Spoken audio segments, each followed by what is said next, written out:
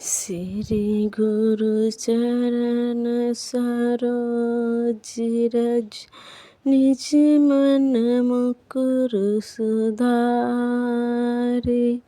बरना रघुबर विमल जसु जो दायक फल चारि।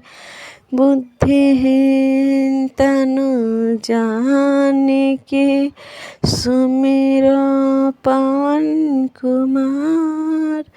बल बुद्धि विद्या देहु मोहि हरह कलेश विकार। जय श्री राम दोस्तों, आज मैं आप लोगों की हनुमान जी के बारे में कुछ बातें बताने जा रही हूँ। जैसे कि भगवान हनुमान यानी बजरंगबली की शक्ति भक्ति और वीरता को दर्शाता है। इनके बारे में कुछ खास बातें हैं। हनुमान जी भगवान राम के परम भक्त थे। उनकी भक्ति इतनी गहरी थी कि वे अपने जीवन का हर एक कार्य राम जी की सेवा के लिए करते थे। उन्हें बजरंगबली इसलिए कहा जाता है क्योंकि उन्होंने बचपन में सूर्य को फल समझकर निगल लिया था और समुद्र लंका जाना उनके पराक्रम। कहते हैं कि हनुमान जी नेपाल तिब्बत सीमा पर स्थित गंधमादन पर्वत पर रहते हैं और वे वहाँ पर रहते हैं जहाँ पर रामायण का पाठ होता है। जगन्नाथपुर। हनुमान के पिता सुमेरु पर्वत के राजा केसरी थे तथा उनकी माता का नाम अंजना था, इसलिए उन्हें अंजनी पुत्र कहा जाता है। उन्हें वायु देवता का पुत्र का भी माना जाता है, इसलिए उनका नाम पवन पुत्र हुआ। उस काल में वायु को मारुति भी कहा जाता था। मारुति अर्थात वायु, इसलिए उन्हें मारुति नंदन भी कहा जाता है।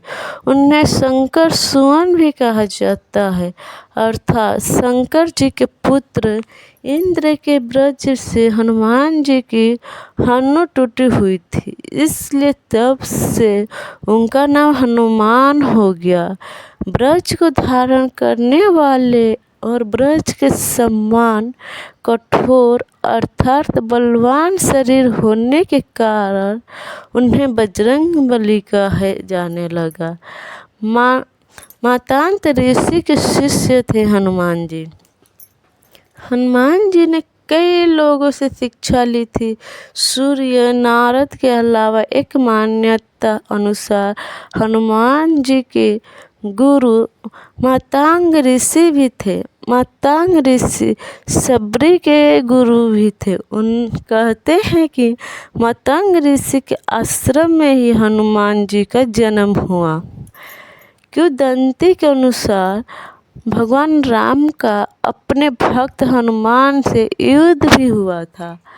गुरु विश्वामित्र के निर्देशानुसार भगवान राम को राजा ययाति को मारना था। राजा ययाति ने हनुमान से शरण मांगी। हनुमान ने राजा ययाति को वचन दे दिया। हनुमान ने किस तरह से अस्त्र शस्त्र से लड़ने के बजाय भगवान राम का नाम जपना शुरू कर दिया। राम ने जितने भी बाण चलाए सब बेअसर रहे।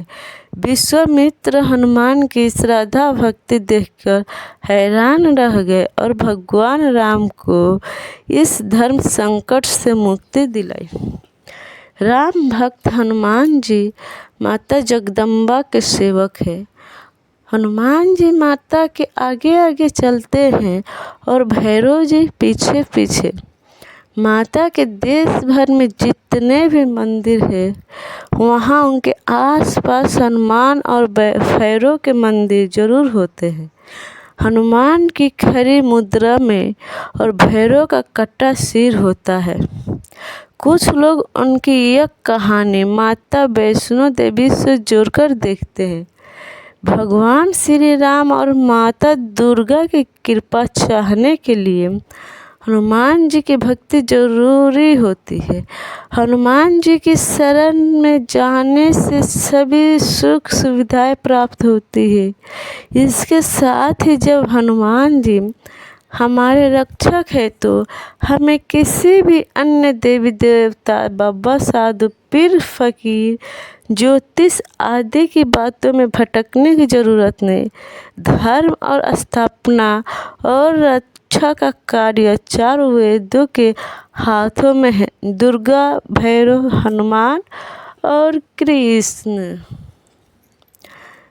हनुमान जी के पास कई वरदानी शक्तियाँ थी, लेकिन फिर भी वे बगैर वरदानी शक्तियों के भी शक्तिशाली थे। ब्रह्मा देव ने हनुमान जी को 3 वरदान दिए थे, जिनमें उन पर ब्रह्मास्त्र बेअसर होना भी शामिल था, जो अशोक वाटिका में काम आया।